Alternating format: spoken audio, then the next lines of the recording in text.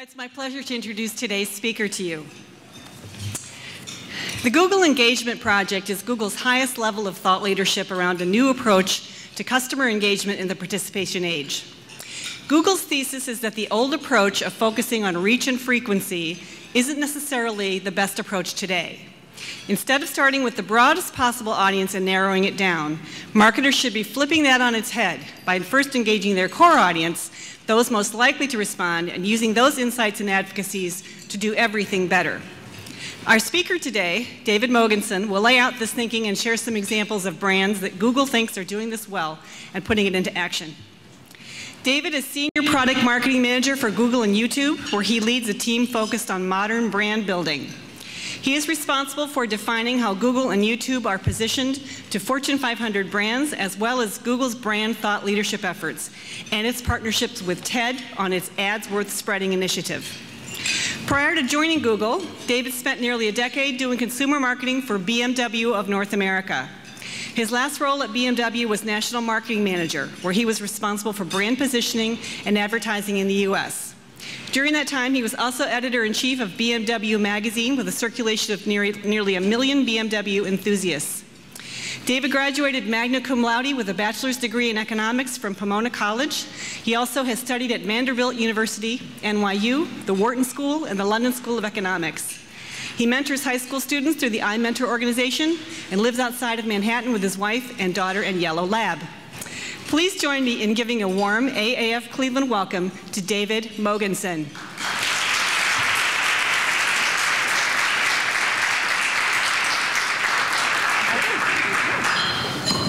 Hello, everybody. Hello, Cleveland. I've always wanted to say that. So yeah, that was a fantastic intro. I feel like Gene covered my premise, so maybe we'll just go to questions.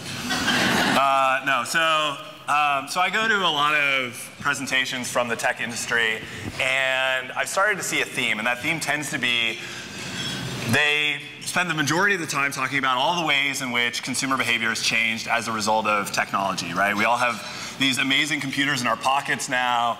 There's, social capability online like never before, the trends towards local and mobile, and I think that's all really interesting and fascinating and valuable, but I think a lot of us kind of live that and understand that. So today, instead of focusing on lots of statistics and lots of trends, I thought I'd focus a little bit more on what we think maybe that means for marketers and how we as marketers should adapt to this new world. So instead of many pages and many stats, I brought one. This is my favorite stat. The stat is 1 in 8. And what 1 in 8 represents is the number of people that would give up an airplane bathroom for airplane Wi-Fi.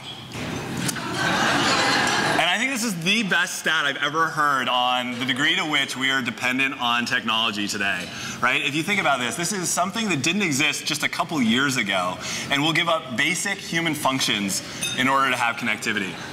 Curious, how many people here would give up the airplane bathroom for airplane Wi-Fi? All right. So it's about 1 in 8 here too. We're pretty true to the sample. Having flown here from New York this morning, I would tell you that bathroom I would definitely give up. So I thought that, like I say, I thought I would talk a little bit about some of the new ways we might approach brand building. But I want to start by looking first at the approach that a lot of the brands that we work with tend to take. So this is a funnel. I'm a marketer. Marketers love funnels. We have lots of funnels. This is what we call a media funnel. This is basically the idea of you have a target demographic. In this case, let's say it's men 35-54 with an interest in golf, right? And you try to pile as many of those men as you can into the top of your media funnel so that ultimately you get down to the ones that are going to matter for your brand. There are some challenges, though, with this approach. For one, it treats everyone pretty similarly within a pretty broad group. So I'm a male 35-54 with an interest in golf. This is my father-in-law with his lovely wife. He's also a male 35-54 with an interest in golf. I don't think we're equally likely to be interested in T. Rowe Price or the Nike Fuel Band or whatever else might be targeting that group, right? So we have a little bit of a problem there. The next challenge is men 35-54 interest in golf may not even be the right demographic. So I don't know if you guys saw this, but Catalina Marketing did a study about a year ago of the top 10 CPG companies in the world. And they looked at who are they targeting relative to who's actually buying their products.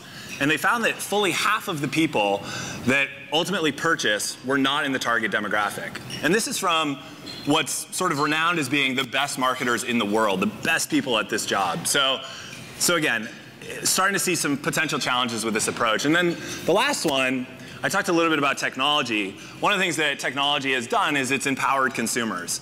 If we use television as an example, half of Americans now have a DVR. How many people in this room have a DVR? 75% maybe? And about 3/4 of us use another device when we watch TV. So the point is, there's really a lot more opportunity to not pay attention to us as advertisers, and we have to work that much harder in order to reach people. So what does this all mean? Well, in the industry we have a term called media waste, right? And it's basically this idea that we accept all of these gray people, right? All the people that don't make it through our funnel, because historically, this has been the best approach. In a world of broadcast where most of our communications are one way, we don't really know if we're reaching our target individuals and whether or not they're engaging and interested. And so in a world where we don't know if we're kind of breaking through, it makes sense. Try to reach as many people as humanly possible so that amongst that group, we are hitting those that will ultimately matter. But if you think about all the media that's come out in the last 10 to 15 years, and certainly digital is a big part of this, really it starts going from a one-way communication to a two-way communication.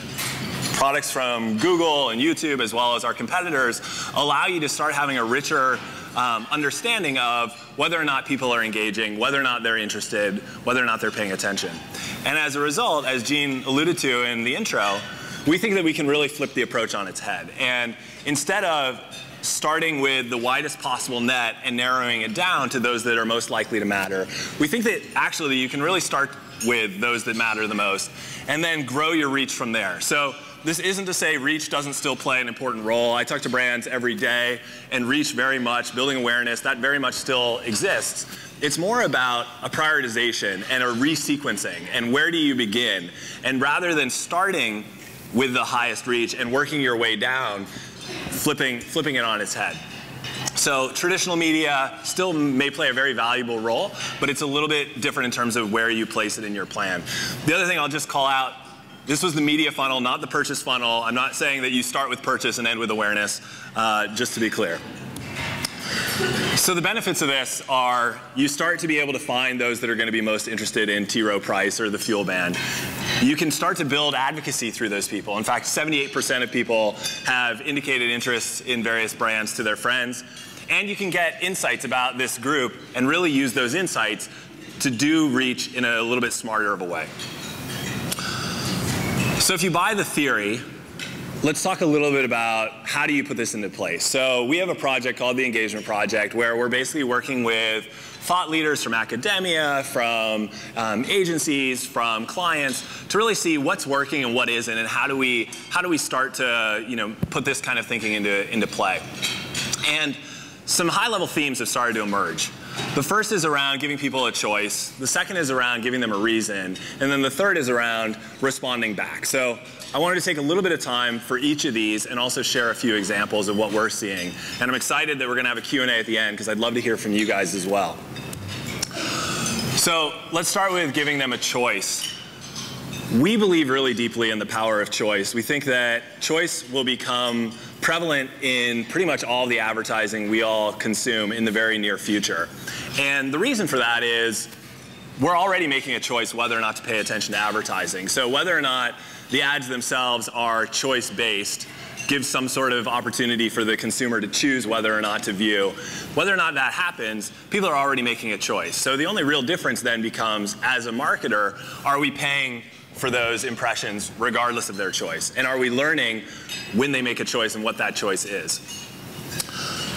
I work quite a bit on YouTube, as Gene mentioned, and at YouTube, 85% of our ads are choice-based. So the users have a choice of whether or not they want to view the ad.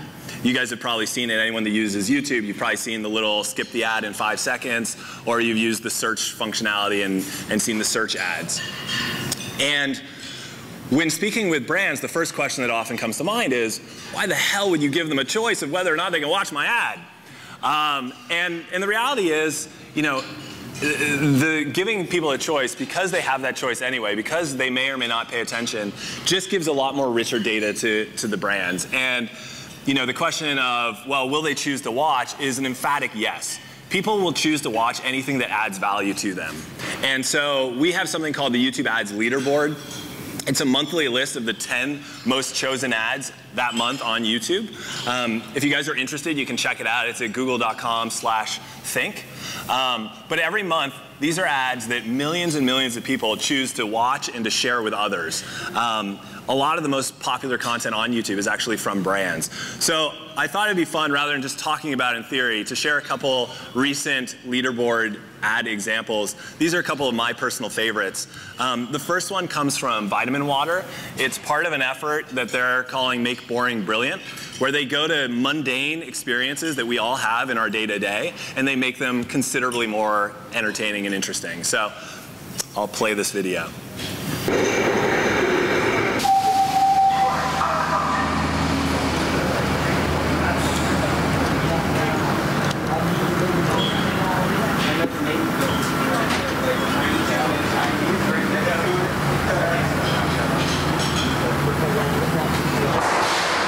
Excuse me, ladies and gentlemen. May I have your attention, please? I'm not a crook. I'm not out here selling candy for no basketball team. I'm just an honest, hard-working man trying to make a living. I'm not here to beg, ladies and gentlemen. Things are actually going pretty well for me right now.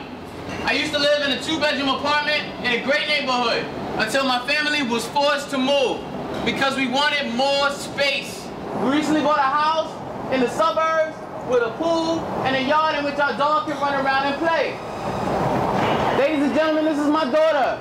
She was recently accepted to an Ivy League school. The tuition is very, very expensive. My wife and I were unsure how we would ever be able to afford it until the university gave her a full scholarship.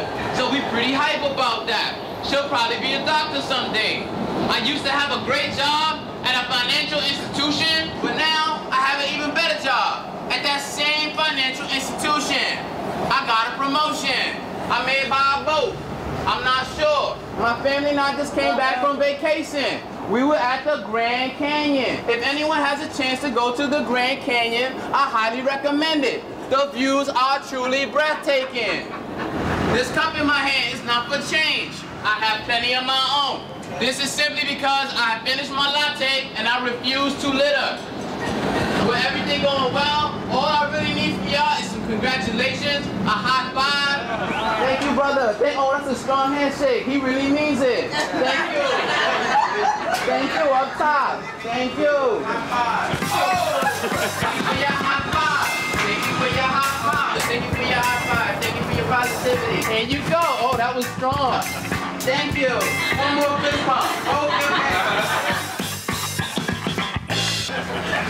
Thank you very much. Wow, I feel really good. Y'all have a great day. So how many people would watch that ad? Show of hands.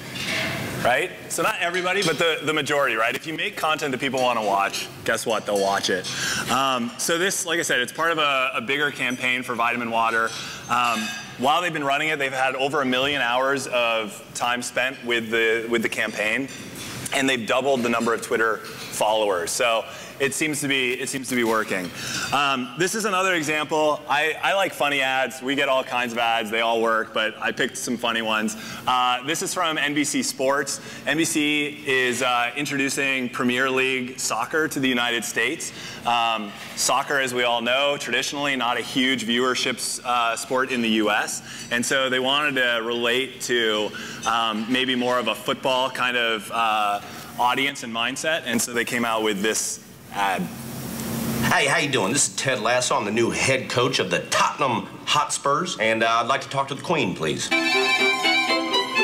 My name's Ted Lasso. I'm new head coach for Tottenham Spurs. Been brought over here to implement my coaching style. Football's football no matter where you play it. You got grass, you got cleats, and you got helmets with masks on them. Football in the States is my specialty, but they have a different kind of football over here. Kick it! Circle them up, have them put on their pads, and let's start playing for real. They're wearing their pads, Coach. There's a lot of small similarities. Team I coach, they're going to play hard for all 4 quarters, okay? 2 halves, What's that? 2 halves. Okay, halves. We're going to play hard for 2 halves. And we're going to play till there's a winner and there's a loser. Tie. What's that? A tie. Okay, till there's a winner, a loser, or a tie. You can tie. If you tried to end a game in a tie in the United States, heck, that might be listed in Revelations as the cause for the apocalypse. Yeah, do we have any goals this season? Absolutely. We're going to win a lot of games. We're going to get in the playoffs. No playoffs. There's no playoffs. Again, my job just got a lot easier. Ties and no playoffs. Why do you even do this? One of the issues I've had is what tackling was. There you go, tackling. What the hell? That's not a tackle. It's just sliding around. Soccer tackle, sir. All right there, Gary. That's how you tackle.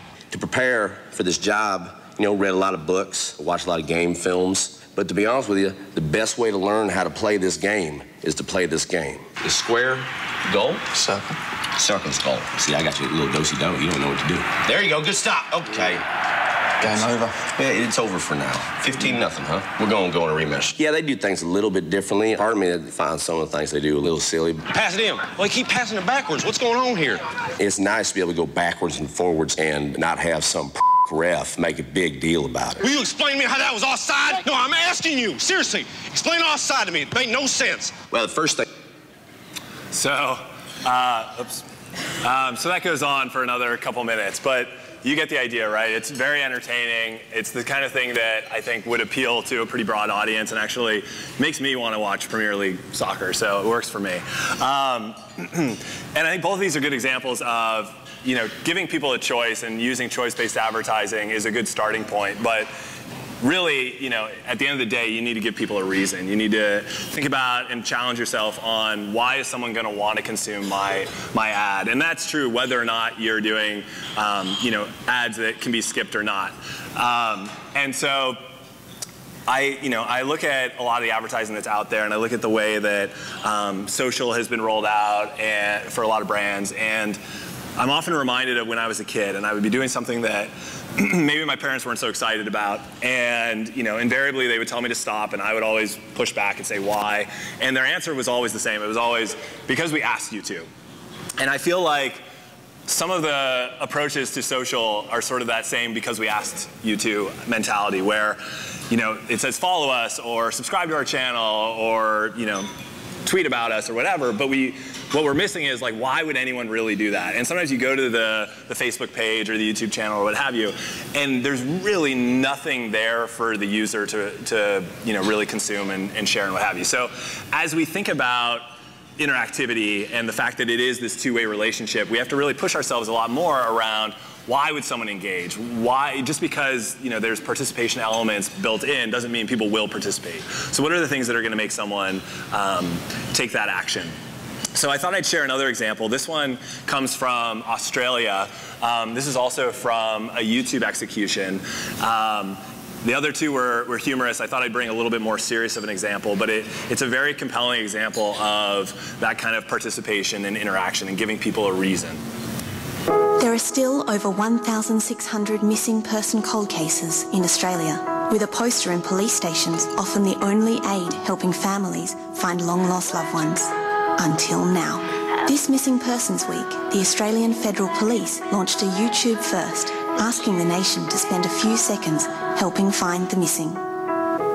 Introducing the Missing Persons Pre-Roll. Have you seen this missing person? A few seconds of your attention could change a life.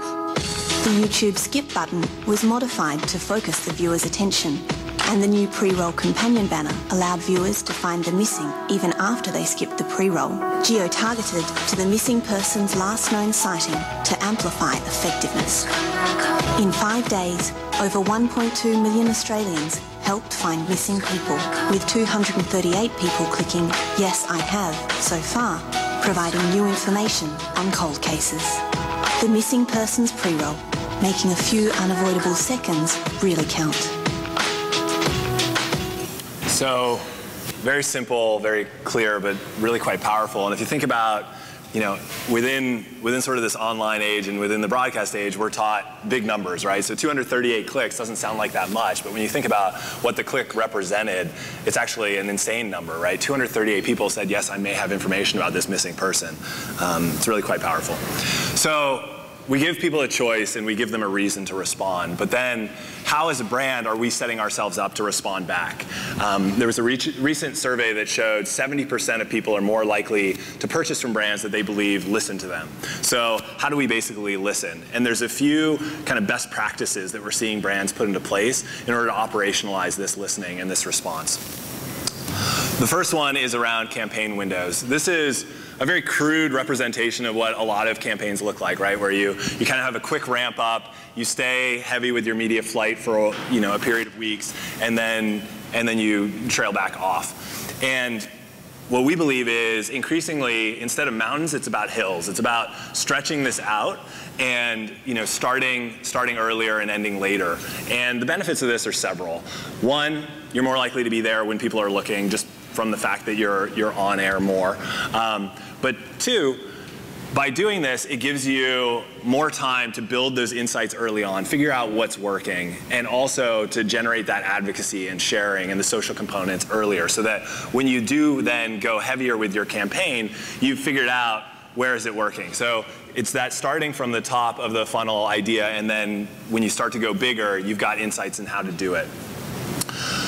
So time is kind of one piece. The other piece of it then becomes flexibility and nimbleness. And I really like this quote from Bill Kiss at Kmart, where he talks about the way that they think about marketing. And he used the word nimble and talked about the fact that at Kmart, they're constantly using real-time data to figure out what's working, and then they double down. And I think this is particularly relevant for Kmart. I thought I'd show one ad that Kmart did recently. Probably quite a few of you have seen this, but there's probably some that haven't. So I'll show the ad and then I'll explain a little bit more. It'll probably become somewhat apparent why they might want real-time data, but I'll show the ad and then tell a little bit more of the story. Ship my pants? Right here? Ship my pants, you're kidding. You can ship your pants right here. You hear that? I can ship my pants for free. Wow, I just may ship my pants. Yeah, ship your pants. Billy, you can ship your pants too. I can't wait to ship my pants, Dad. I just shipped my pants, and it's very convenient. Very convenient. I just shipped my drawers. I just shipped my nightie. I just shipped my bed. If you can't find what you're looking for in store, we'll find it at Kmart.com right now and ship it to you for free. So they followed that up with let me enunciate this correctly. Big gas savings. You can imagine when said faster. So this was a risk, right? This is a brand that has historically not had advertising that looks anything like this. And so rather than starting with the big reach, let's run it across all of our media channels, they started small. They started with a core group of consumers that they thought this would resonate for. And then the CEO and the CMO were getting hourly reports back on what are the comments, what are the likes, what's the sharing, what are we seeing from this, to figure out, okay, is this something that we need to just kind of put aside or leave for late night TV or what have you, or is this something that we can go brighter with? And what they found was there was a fantastic response. And so, like I said, they started small, they then went across online, and now they're running them on TV as well, and they followed it up with big ass savings. So a great example of stretching out that campaign and being nimble and using data to figure out what's working. And so the last piece around operationalizing for this is really around creating a new scorecard. And if you think about the old model, the reach model, it made sense that most of our metrics were really about exposure, right? Reach, frequency, GRPs, impressions. Like that was our bread and butter, because again, when we don't have signals back, we need to look at how well are we reaching this audience. But now with a lot of the media channels giving signals back, we can start to look at a little bit deeper and a little bit richer set of metrics to figure out not just are we exposing these people, but are they responding and is it resonating? So some of the things we look at, I spoke to Choice, we look at chosen views. You can dig into the data and figure out what percentage of people are choosing to watch, how much are they watching, are they abandoning at a certain point in the ad? What's the interaction rate per thousand as far as rollovers, and are they sharing? We spend a lot of time at YouTube looking at watch time, and a lot of our content creators think this way. It's less about how many videos did someone watch, and it's more about how much time did they spend with our brand. And then things like share rate per thousand, and comments and replies per thousand. Anything that really triggers engagement for your brand. And when we started with the engagement project, we tried to set out to find that holy metric, the one thing that, if you had this, then you were going to drive sales. And what we've started to find is it actually will vary from brand to brand. And so you have to figure out what are the triggers that are right for your brand that ultimately predict the end goal, whatever that end goal is. But these are some of the things that we take a look at. So what to do tomorrow? This is a lot in a short amount of time. So I thought I'd include some of the questions that we're asking. We're going through 2014 planning right now. These are some of the things we look at when we're marketing our brand, and hopefully they'll be useful. So the first one, what percentage of your media is choice-based, and how are you allowing your audience to advocate for you? Second, spend time with your brand's content. This gets to the point of why would someone share or like or subscribe or what have you. Really dig into your own content, whether it's your brand or if you're an agency, your clients' brands, and where are the places where you want to know more and where are the places where maybe you want some of your time back. And then last, as it relates to responding to their experience, are you building in that time so that you get the insights and you can act on them? So Gene mentioned I spent a number of years at BMW doing marketing, and I almost always knew which parts of our campaigns really worked and which didn't. The problem was I almost always knew it about 3 months after we were done running the campaign. Today, that data is much, much faster, but you still have to be able to respond to it. So are you able to respond to it? And do you have the flexibility within your media in order to respond? So both sort of the operational side of the house as well as the more practical side. So that is it. Like I said, I'd love to open up to questions. If you want to see more of the engagement project thinking, this is where it is, google.com/think/engagement project. There's a lot of articles. The majority of them are not from Google. They're from various thought leaders within the space talking about engagement. And you can also email me and the whole team at theengagementproject@google.com. So with that, I would love to hear from all of you. Who's brave enough? Yes, please. Kmart commercials. I found that they have probably one of the best advertising. It's very, it's been out there, whether it's the Jingle Bells one that just came out. But even though I'm one of those people that are constantly tweeting at them or engaging with them, I don't go to Kmart. And I'm wondering if, even though through all this social media stuff, if there is that line between, I think when that commercial specifically came out, they got a lot of bad backlash, but is it kind of like the Miley Cyrus theory where, bad reputation is still a good reputation no matter how many people are seeing your video? Yeah, so I guess there's a couple points there, right? The first one is know your brand, know what's right for it, right? So whether or not the Kmart example would have been right for another brand or even is right for Kmart, I guess is a decision that they know within the walls of Kmart. But I do think it's important. I often, I show a lot of comedic examples because, they tend to be fun and entertaining. And so I often get the question, well, does it have to be funny in order to succeed on, YouTube or any of sort of the choice-based platforms? And the advice I always give is it only should be funny if funny is right for your brand and if you can own funny authentically, right? T. Rowe Price doing really funny stuff may or may not be the right approach, right? Do you want your investment bank to be funny? Maybe, maybe not. So I think that's point one. I think as it relates to you tweet about it, but you don't necessarily go shop there, I think that's fair. I think you're still valuable to Kmart, though, if you are tweeting about them. So I think of it as kind of concentric circles, right? You have sort of the heart of your bullseye, and that is your core consumers. They are probably your most valuable, and then it kind of rings out from there. You're probably one of the outer rings, but you're still definitely useful to that brand if you're telling others. Maybe you don't shop there, but the fact that you shared it with someone else makes them more likely to shop there. The degree to which that's true, I think, varies. So I was at BMW. When I was at BMW, we would advertise to 100 people in hopes of reaching the one out of that 100 that probably would buy a BMW. I think that could be a lot more effective. But the one that bought the BMW is probably not also our entire audience, right? We want to get the kids that are dreaming about cars so when they grow up, they buy a BMW. We want to get the neighbors of people that, they don't drive a BMW, but they talk to their neighbor. So I think there's probably an in-between space. Cool. Who else? Come on. Was this crap? Was this no good? Don't buy it? Yeah. Should I wait for the microphone? I can hear you, but maybe the others want to. Hi. My question is about the missing persons example you gave. I thought that was really clever and a really powerful way of kind of replacing the skip call to action with something. And I'm wondering if more brands around here are doing that. And is that a programming nightmare to change the skip, or is that something we're going to be seeing a lot more of? Yeah, I was waiting for that question.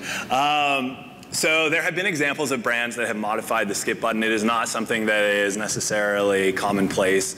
I do think there are a lot of brands, though, that are figuring out interesting ways to think about skip and not skip. Volkswagen has done some sort of fun stuff.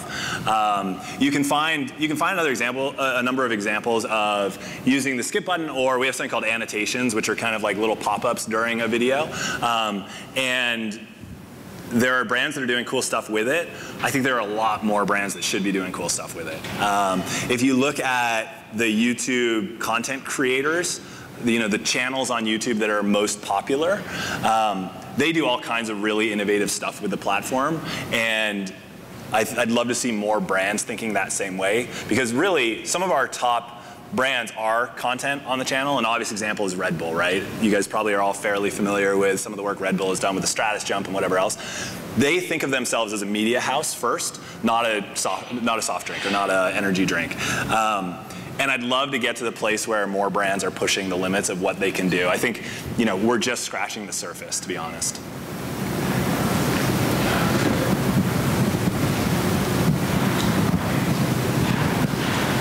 I really like the concept of kind of flipping the model or the purchase funnel around and starting from the bottom up. So my question is, are there other examples similar to Kmart where you started online with a niche audience, knew it worked there, and then got broader? So how did Kmart know, when we take this to TV, who's the right audience on TV if I can still only target their males 35 to 54? Yeah. So if you think about a lot of the companies that grew up with digital think this way. Google is a good example. How many people, show of hands, how many people first heard about Google from a TV ad? Right? How many people here are familiar with Warby Parker? Okay, of those raising your hand, keep your hands up. Let me think how to ask this, but keep your hands up if you heard about Warby Parker from a television ad. Right. A lot of the brands that have come up, in the last 10 or 15 years, for me, my experience, Mini, right? Mini was a brand that really sort of found their niche audience and then grew out. So there are a lot of brands that are using that sort of super serve the core and then figure out how to grow from there, use word of mouth, use press, use different things, and then at some point they sort of flip the lever and they figure out who that is, what resonates, what works, and then they go bigger with it. I think that there are, though, a number of examples of larger brands that are starting to think this way. A very simple example of how you can do this as a larger brand is, you could A/B test creative, right? You could, in 1 week, if you ran your ad using the choice-based ads on YouTube, you could in 1 week figure out this ad is much more popular than this ad, and then that's what you run on the Super Bowl or what have you. And actually, Super Bowl is an example where we're seeing a lot of brands do this. There's been a fair amount of press last year around brands releasing their spots before the actual big day, right? And Audi and Doritos and a handful of brands actually had multiple creatives, and they let the community decide which one should run on the big day. So there's lots of sort of micro examples, and then there are examples of brands, like I said, like the Googles and the Warby Parkers and the Ikeas and the Minis and the whatever that kind of had this approach from the start and have only now gotten more into sort of the lower part of that funnel.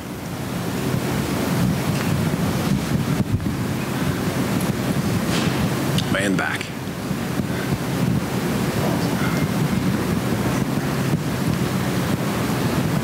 Your examples have been consumer-focused examples. What lessons or an example do you have to share for those of us who are B2B marketers? Yeah, good question. So I don't have a lot of B2B examples. I should have come prepared for B2B examples. I apologize. I think that the practices still hold up for B2B. I'm a B2B marketer myself, and when I think about it, in a lot of ways, I think that this actually works better for B2B because I don't know your particular business or who you're trying to reach, but generally the audience for B2B is much smaller, and it can be harder to reach. Especially through a lot of the traditional ways. So the idea of really finding who that core is and figuring out how to get to them in the best way tends to hold even more true for B2B than it does for B2C. One of the things I think about a fair amount is how do you, once you find that person or those people, how do you like really super serve them, right? So giving a digital example, we have a tool called remarketing, where if I find out that so-and-so is interested in my product, whatever that is, because they click on they click on a search ad and they come to my website or whatever else, it allows you to continue that dialogue with them, right? To remarket to them until they keep coming back, right? Or until they ultimately purchase. And I think that tends to be one of those areas where it's a little bit underutilized, especially from a creative standpoint. Where remarketing sometimes goes wrong is you find the person and then you tell them the same thing 15 times. Like you just keep hitting them with the exact same message. Where remarketing I think gets really kind of cool and interesting, and I think it works very well for B2B, is to tell a sequential story. So I have found, they've found me, David, I'm interested in XYZ product. Every time I see an ad from them, tell me a new part of it so that I keep engaging. Because if I use choice-based ads as an example where I can skip it, if I've watched it once and it's resonated and I've enjoyed it, I'm probably not going to choose to watch it again because I've paid attention to it, right? It's kind of like if I go to a movie, I don't need to go see the movie again. I paid attention the first time. But I am interested, that's why I watched it. So if you give me the next chapter and the chapter after that, I think that gets really interesting. So things like that I think work, but in general, I actually think that the principles hold very true for B2B. I apologize I didn't come with a good B2B example though, I should have. I think we have a question up front.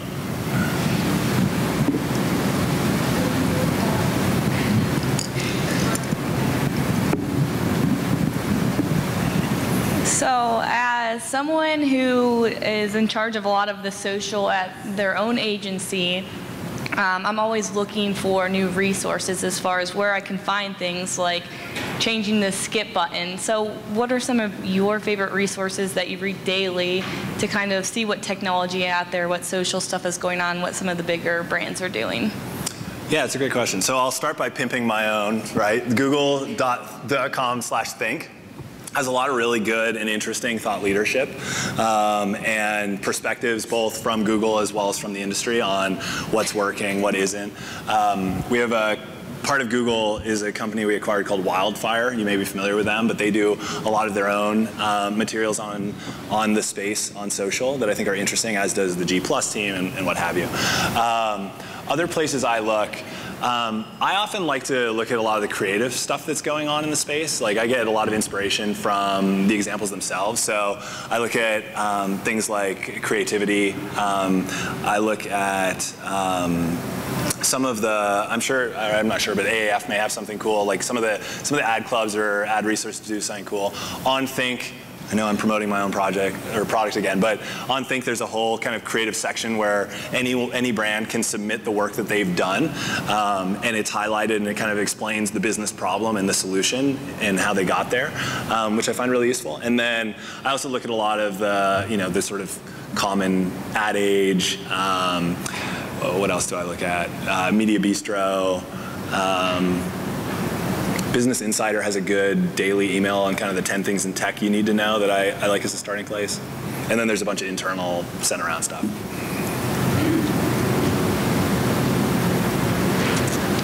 Any others? All right. Yep. I'm just curious about the length of the spots. Yeah. Is there a study that shows that they're really on your lose audience? Or Yeah. Just about length of spot and what you see with that. Yeah, that's a fantastic question. We do see often that the most popular spots, if you go through the leaderboard, which we've been doing for almost a year now, and you look at what are the most popular spots, overall I would say the length tends to be somewhere between 2 and 4 minutes. I don't know if that's not always going to be the right length depending on what story you're trying to tell. I do think anyone that's worked on a creative campaign realizes the pain of trying to make something work in 30 seconds or 15 seconds. It's very hard to tell a full story in 30 seconds.